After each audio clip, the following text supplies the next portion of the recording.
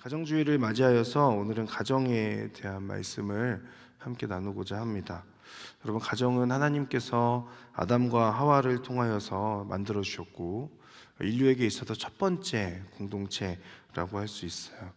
그때 당시에 하나님이 계셨고 그리고 아담과 하와만 있었으니까 사실 이 가정 공동체의 목적은 하나님을 영화롭게 하는 것, 하나님을 예배하는 것이라고 할 수 있습니다. 그러나 이제 시간이 흐르면서 많은 가정들이 일어나고 사람이 어떤 그런 죄악된 모습들로 인하여서 그 가정 안에 죄가 들어오고 그로 인하여 하나님이 통치하셔야 되는 가정인데 하나님의 통치보다는 사람이 주인이 되는 그런 가정들로 이제 변질되어져 갔던 것이죠. 우리 가정은 우리가 잘 알고 있는 것처럼 이미 내가 처음 태어났을 때부터 내가 원해서 선택한 가정은 아무도 없습니다. 하나님께서 우리를 보내주셨고 그래서 우리가 그 가정에 속하게 되었습니다. 그 가정 안에서 많은 시간을 보내게 됩니다. 그리고 많은 시간을 보낸다는 것은 그만큼 서로가 서로에게 큰 영향을 주고받는다는 것이죠. 근데 이제 가정에 대한 설교가 조심스러운 부분은 각자 개인이 경험하고 있는 가정의 상황과 환경들이 너무나 다르다는 데 있습니다. 그렇기 때문에 사실 또 어떤 분들에게는 민감한 부분일 수 있기 때문에 가정에 관한 설교가 저는 개인적으로는 어려운 것 같습니다. 그러나 오늘 성경을 통하여서 성경 안에 가정의 중요성에 대하여서 여러분들과 함께 나누려고 합니다. 오늘 열왕기하 18장과 21장의 말씀을 보았는데 제가 오늘 가정에 대한 설교를 하면서 주목한 부분은 먼저는 이스라엘 민족의 흐름을 보면서 이제 시작하려고 합니다.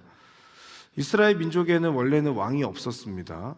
근데 이들이 왕을 요구하죠. 왜냐하면 그 이방 나라들을 보니까 왕인 사람이 통치하는 모습이 너무 부러웠던 거예요. 눈에 보이지 않는 하나님을 따라가는 것이 생각보다 어려웠던 것 같고 그래서 계속 이제 범죄의 역사들이 이스라엘 안에 있었죠. 죄를 짓고 또 이렇게 하나님께서 심판하시면 또 회개하고 다시 하나님께 돌이키고 과정들이 계속 반복되었었습니다. 그래서 이스라엘 민족들이 하나님께 이제 왕을 요구합니다. 그렇게 해서 첫 번째 세워졌던 왕이 우리가 너무 잘 알고 있는 사울이었습니다. 그리고 그 사울 왕이 실패하게 되잖아요, 결국은. 그리고 사울의 실패 이후에 하나님께서 다시 세워주신 왕이 다윗이었습니다.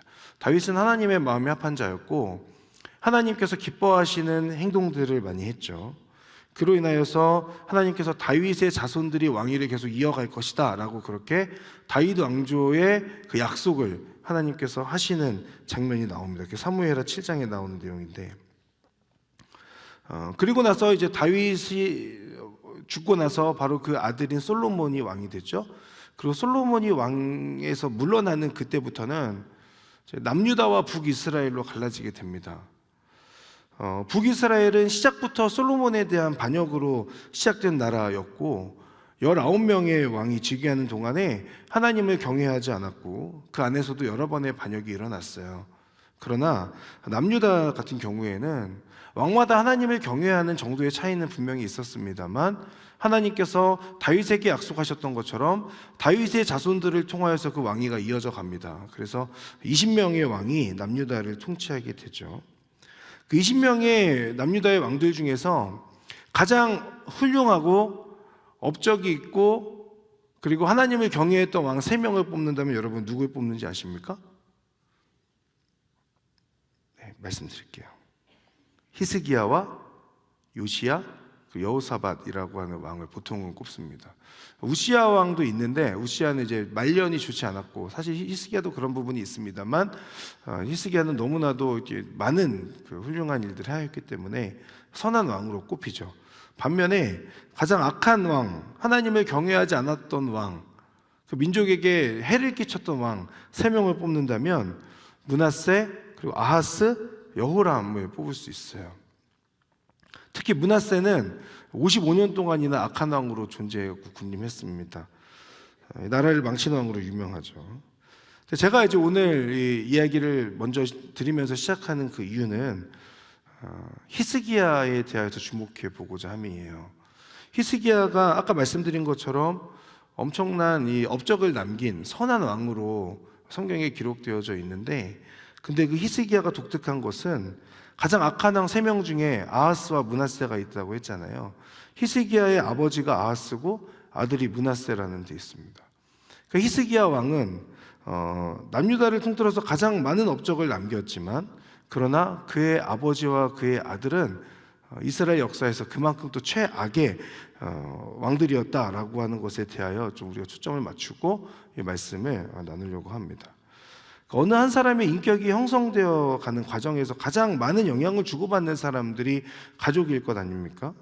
그러니까 자녀는 부모로부터 외모와 체질을 물려받죠. 유전이라고 하잖아요. 저도 저희 어머니랑 너무 닮았고, 제 딸도 저를 닮았고, 저희 어머니도 이렇게 저처럼 이렇게 키 크지 않으시고, 이렇게 전형적인 이렇게 북방계 한국인의 모습을 가지고 계시죠. 저희 딸은 그나마 이제 저희 아내를 조금 닮아서 그렇지 않은 게 다행이라 싶고, 이게 유전이라고 하잖아요. 그런데 유전적인 요소 말고도 많은 영향을 주고받습니다. 부모가 세상을 바라보는 어떤 관점이나 시선에 대하여, 부부간에 대화하는 어떤 언어들을 보면서 자라고, 또 재정을 어떻게 사용하는지에 대하여 그 태도를 보게 되고, 무엇보다 하나님을 경외하는 모습을 보면서 자라는 거죠. 자녀들에게 자연스럽게 전달되는 겁니다. 그래서 가정이 한편으로는 굉장히 세상에서 가장 따뜻한 축복이 계승되어지는 그런 공동체이기도 하지만, 반대로 한편으로는 가장 큰 상처를 주기도 하고 가장 큰 어려움을 겪게도 하는 곳이 이제 가정인 것 같습니다. 이런 흐름 안에서 히스기야와 그의 가정을 통하여 거룩한 단절과 계승이라고 하는 제목으로 말씀을 나누도록 하겠습니다. 먼저 거룩한 단절에 대하여 볼 텐데, 히스기야 왕의 아버지인 아하스 왕의 모습을 먼저 보겠습니다.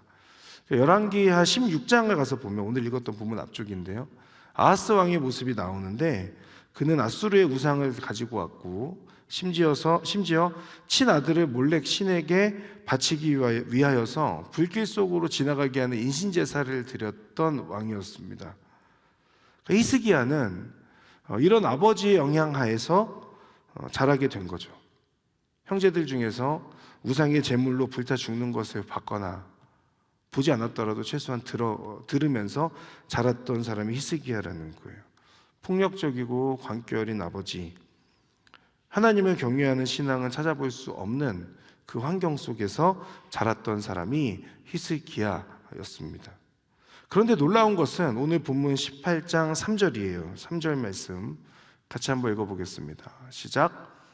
히스기야는 자기 조상 다윗이 한 모든 것을 따라 여호와 보시기에 정직한 일을 했습니다. 아멘. 아버지로부터 좋은 영향을 받지 못하는 상황 가운데, 환경 속에 있었던 히스기야입니다. 그런데 우리 3절의 말씀에서 보는 것처럼 히스기야는 다윗이 했던 모든 것, 다윗이 얼마나 하나님을 경외했으면 하나님께서 마음에 합한 자라고까지 평가하셨으니까, 그만큼 다윗처럼 하나님 보시기에 정직한 일, 하나님을 경외하는 삶을 살았던 자가 히스기야였다라고 하는 거죠. 아버지와는 완전히 달랐던 사람이었습니다. 아버지를 반면교사 삼으면서 나는 절대 아버지처럼 그렇게 하나님 믿지 않겠다, 저런 신앙을 갖지 않겠다라고 그렇게 마음 먹었을 것입니다. 그런데 이 히스기야의 가정, 이 배경 안에서 한 가지 중요하고 또 주목할 부분이 하나가 더 있습니다. 그것은 2절의 말씀입니다. 2절 같이 읽겠습니다. 2절도 자, 시작. 히스기야는 25세의 왕이 돼 예루살렘에서 29년 동안 다스렸습니다. 그의 어머니의 이름은 아비로 스가리야의 딸이었습니다. 아멘. 자, 히스기야가 하나님을 경외하는 그런 모습을 어디에서부터 배웠는가라고 생각해 보면 오늘 본문에서 어머니에서부터 그 힌트를 찾을 수 있습니다. 어머니의 이름은 아비였습니다. 어미가 아니고 아비. 근데 죄송합니다. 어머니 아비가 스가리야의 딸이었다라고 그렇게 설명하고 있습니다. 단 한 줄 짧게 기록되어져 있는 내용이지만 이 부분을 주목해 볼 필요가 있습니다.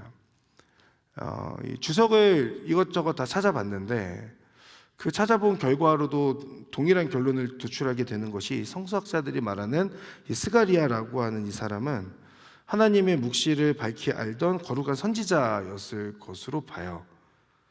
그러니까 이 히스기야의 어머니 아비는 그 아버지로부터 성경에 대한 그리고 신앙에 대한 교육들을 받으며 자랐던 사람이었고 믿음으로 무장된 여인이었다라고 하는 것이 그 어머니 아비를 대하는 대부분의 학자들의 공통된 의견입니다. 그 히스기야의 어머니 아비는 폭력적이고 그리고 타락한 남편 아하스 곁에서 믿음을 지키는 여인이었을 것으로 이제 보여지는 거죠.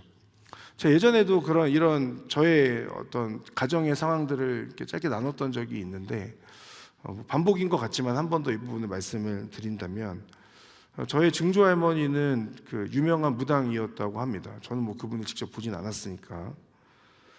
저희 아버지는 부모님이 일찍 돌아가셔가지고 할머니 품에서 자랐어요. 그러니까 무당인 그 할머니 품에서 자라신 거죠. 그 영향력이 분명히 있었던 것 같습니다.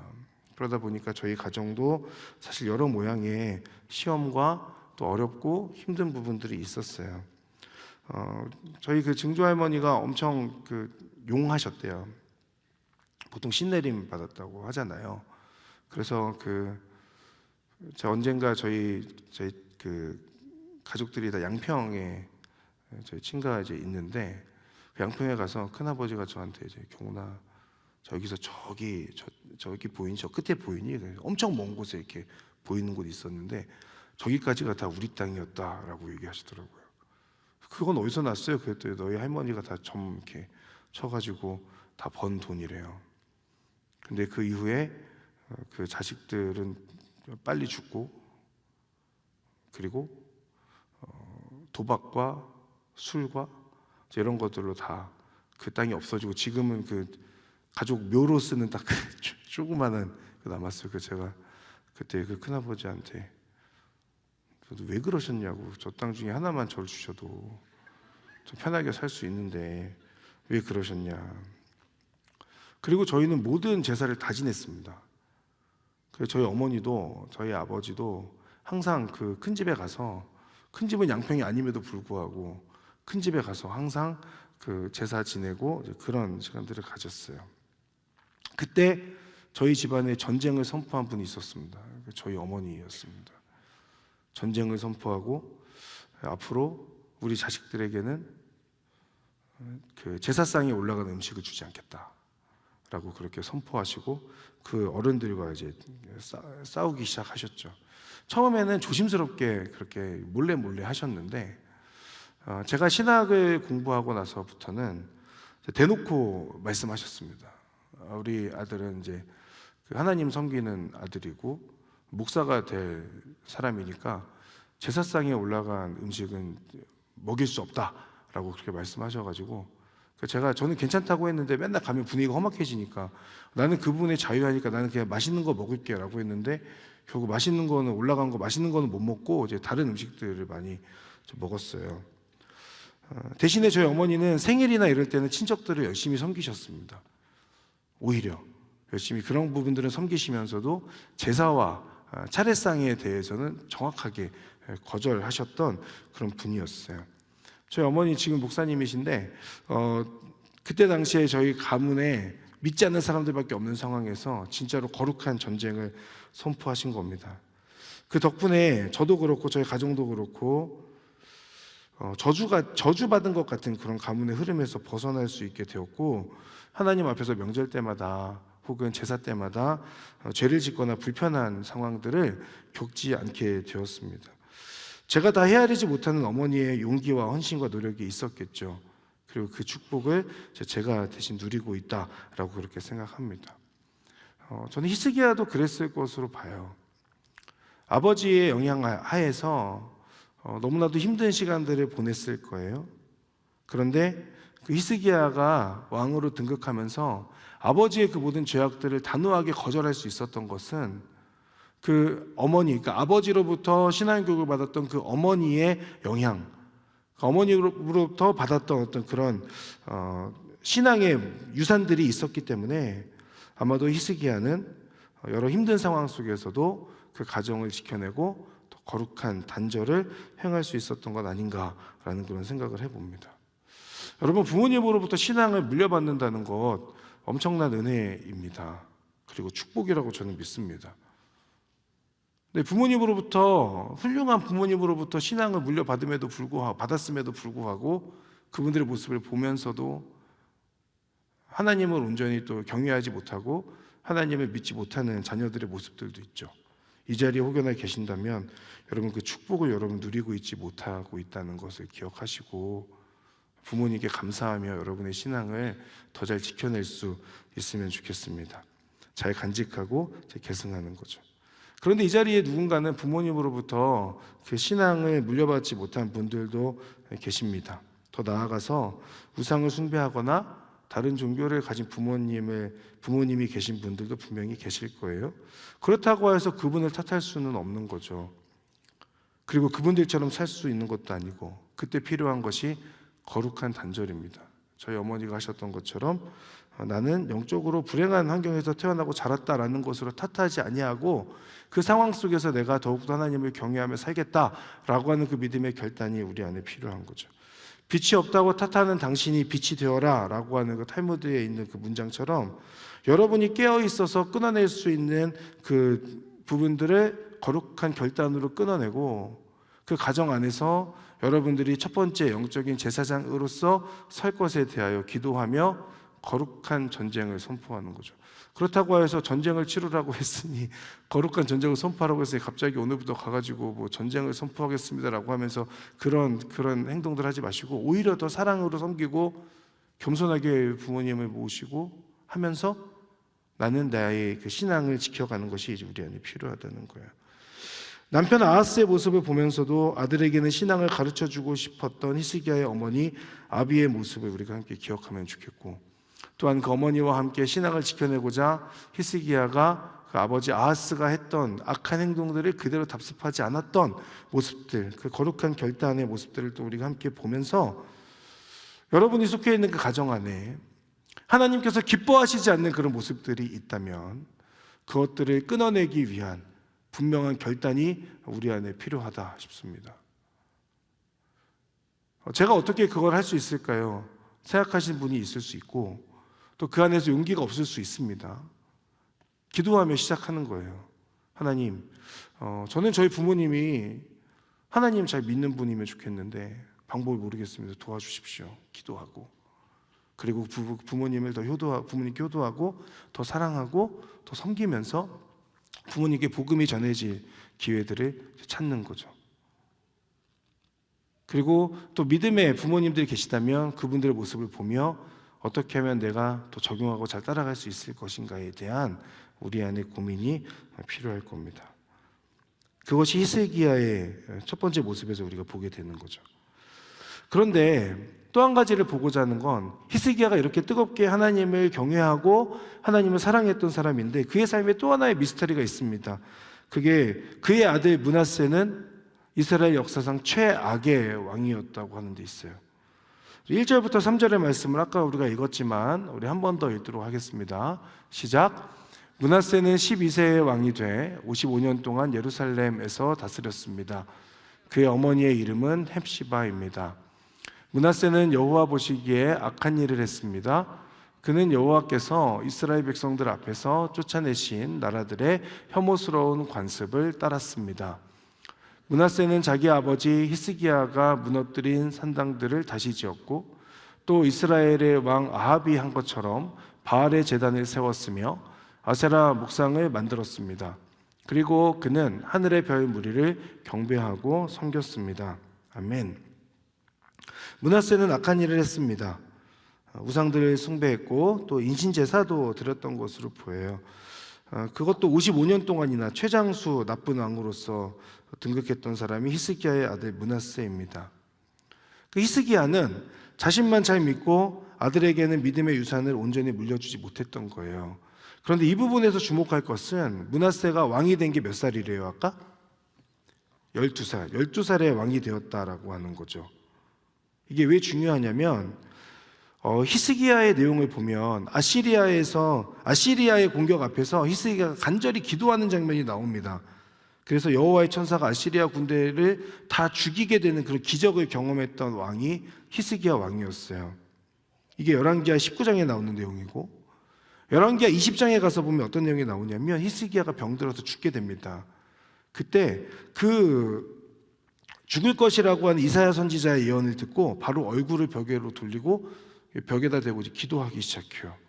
그래서 하나님께서 그 간절함의 모습을 보시면서 생명을 15년 정도 연장해 주시죠. 여러분, 진짜 간절한 기도는 벽을 보고 하시면 됩니다. 히스기야처럼 벽을 보고 뜨겁게 기도하면 하나님께서 들어주신다. 근데 히스기야가 연장된 그 생명이 15년이잖아요. 근데 지금 므낫세는 몇 살에 왕이 됐다고요? 12살에 왕이 됐다고요. 그러니까 므낫세가 12살에 왕이 됐다는 것은 히스기야가 생명이 연장된 이후에 낳은 아들이라고 하는 것을 우리가 확인할 수 있죠. 그렇다면 생명이 연장된 시기에 어떤 일이 있었는가? 이사야 39장을 보면 히스기야가 기도하여 15년의 생명이 연장되고 병이 낫자 바벨론 사절단이 축하하러 옵니다. 그때 히스기야가 교만해져서 하나님의 은혜를 빼놓고 자기 왕궁의 보물창고와 무기고를 다 보여주면서 성공을 자랑하는 장면이 나와요. 여러분 기억하실 텐데, 이 모습을 이사야 선지자가 지적하고 심판을 말하게 되죠. 근데 놀라운 건 이 이사야의 지적함 앞에 히스기야의 반응입니다. 이사야 39장 8절의 말씀 같이 읽겠습니다. 이사야 39장 8절. 자, 시작. 히스기야가 이사야에게 대답했다. 그대가 전해준 여호와의 말씀은 지당하신 말씀이요. 그리고 히스기야는 이렇게 생각했다. 내가 살아있는 동안에는 평화롭고 안전하겠지. 지금 무슨 얘기입니까? 이사야 선지자가 자식들이 포로로 끌려갈 것이다 라고 하는 저주를 알려줘요. 그리고 그때 히스기야는 뭐라고 얘기하냐면 맞는 말씀입니다. 그리고 속으로 생각하기를 내가 살아있는 동안에는 평화롭고 안전하겠지라고 생각했던 거예요. 자신이 질병이 낫는 상황에서는, 또 민족의 어떤 어려움 앞에서의 그 기도는 생명을 걸고 간절함으로 기도했던 사람이 히스기야인데, 그런데 다음 세대로 신앙을 흘려보내는 일에는 철저히 실패했던 너무 이기적인 것처럼까지도 보이는 그런 아버지 히스기야의 모습을 보게 되죠. 그 거룩한 계승을 이어가지 못했던 사람이 히스기야라고 할 수 있습니다. 이 자리에 계신 부모님들, 그리고 머지않아 부모가 될 청년 여러분 모두 우리가 기억할 것은, 신앙의 거룩한 계승이라고 하는 것은 나중에 시작되는 것이 아니라는 겁니다. 내가 엄청 뜨겁게 하나님의 은혜를 경험했다가도 계속해서 하나님을 경외하는 시간들을 이어가지 않으면, 꾸준히 하나님과 교제하고 하나님 앞에 서 있지 않으면 언제든지 히스기야처럼 될 수 있다는 것을 우리가 알 수 있어요. 그러니 신앙은 오늘 어떻게 하나님을 경외하느냐가 너무너무 중요한 거죠. 그러니까 지금부터 준비하고 시작해야 되는 거예요. 가정에 대한 얘기, 특히 자녀에 대한 이야기를 청년들과 함께 나누기가 사실 부담스러운데 이 부분은 확신할 수 있습니다. 지금 청년의 때에서부터 하나님을 경외하는 훈련이 우리 안에 습관이 되지 않으면, 여러분 나중에 자녀를 낳는다고 해서 갑자기 영적인 부모, 기도하는 부모가 될 리는 없어요. 하나님 앞에 지금부터 씨름하는 그 시간들을 통하여서 하나님 앞에서 깨어있는 신앙, 그 모습이 그때도 이어지게 되는 거죠. 저 역시 마찬가지입니다. 교회에서 목사이고 이 중에 혹여나 지금 계실지 모르겠지만 장로님, 권사님 다 계실 수 있는데, 그렇게 여러 가지 직분을 가지고 사람들이 있는 데서는 좋은 믿음, 좋은 신앙이 있는 것처럼 그렇게 행동하지만, 하지만 집안에서 자녀에게 신앙을 가르치는 것을 소홀하고 있다면 오늘 히스기야의 모습과 같은 거죠. 목사님의 자녀들, 또 장로님의 자녀들, 하나님 믿는 게 그렇게 어렵다고 하잖아요. 저 같은 목사들이 앞에서는 마치 거룩한 것처럼 설교하지만 집에 가서의 삶은 그렇지 않으니까 아내도 그리고 자녀들도 시험되는 것 아닙니까? 그렇게 되지 않도록 늘 하나님 앞에 깨어서 하나님을 경외하고 하나님을 사랑해야 한다라고 하는 거죠. 제가 숙명여고 학교 수업 끝날 때 어떻게 하다 이렇게 시간이 맞아가지고 이 앞에 지나간 적이 있습니다. 이 말 좀 조심스럽긴 한데, 우리나라에 있는 좋은 외제차들은 다 거기 이렇게 비상등 켜고 한쪽에 서 계시더라고요.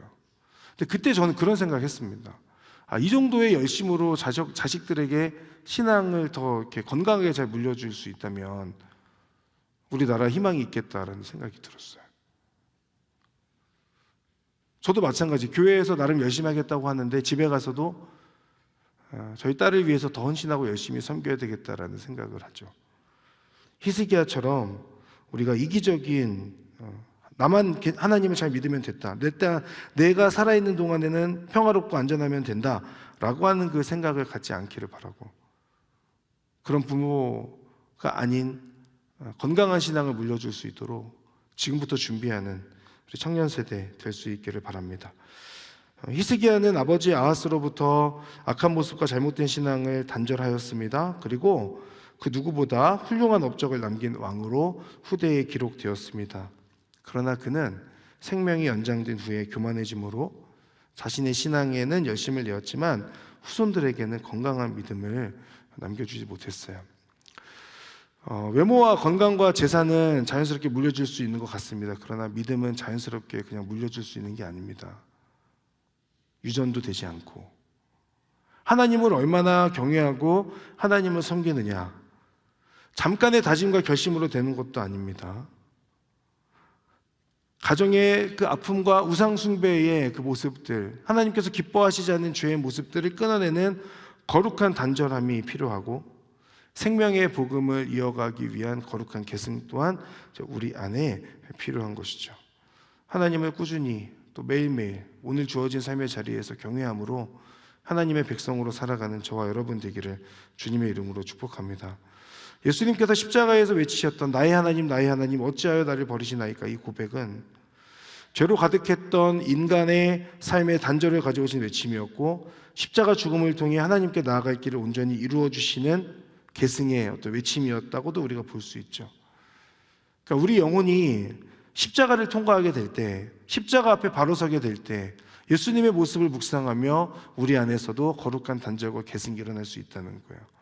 매일매일 십자가를 바라봄으로 주님을 따라가는 삶을 통하여 거룩한 단절과 또 계승을 이어가는 저와 여러분들이 되면 좋겠습니다. 자, 가정주의를 보내면 히스기야를 통해 두 가지 영적인 그 미션을 도전하고 싶습니다.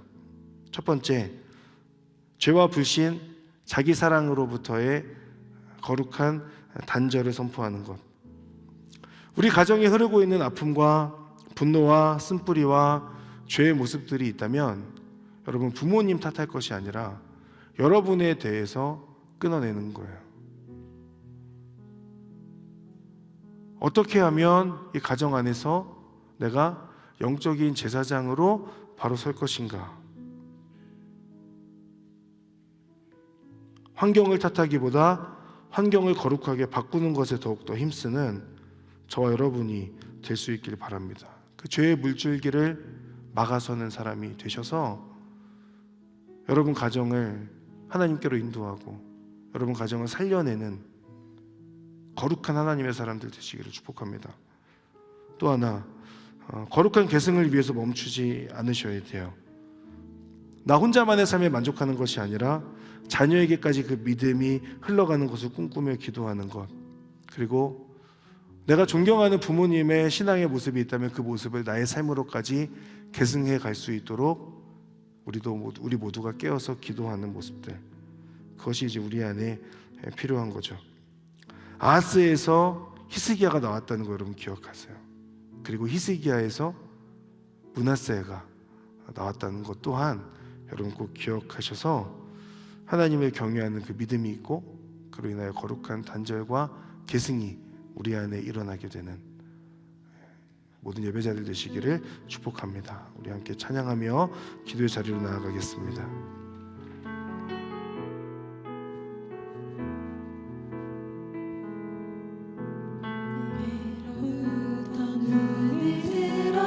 주를 보기 시작할 때 주의 일을 보겠네. 내 작은 마음 돌이키사 하늘에 꿈꾸게 하네. 주님, 한 번 더 찬양하겠습니다. 내게로부터 눈을 들어 내게로부터 눈을 들어 주를 보기 시작할 때 주의 일을 보겠네. 내 작은 마음 돌이키사 하늘에 꿈꾸게 하네. 주님을 볼 때 모든 시선을 주님께 드리고 살아계신 하나님을 느낄 때 내 삶은 주의 역사가 되고 하나님이 일하기 시작하네. 성령이 나를 변화시켜 함께 찬양하겠습니다.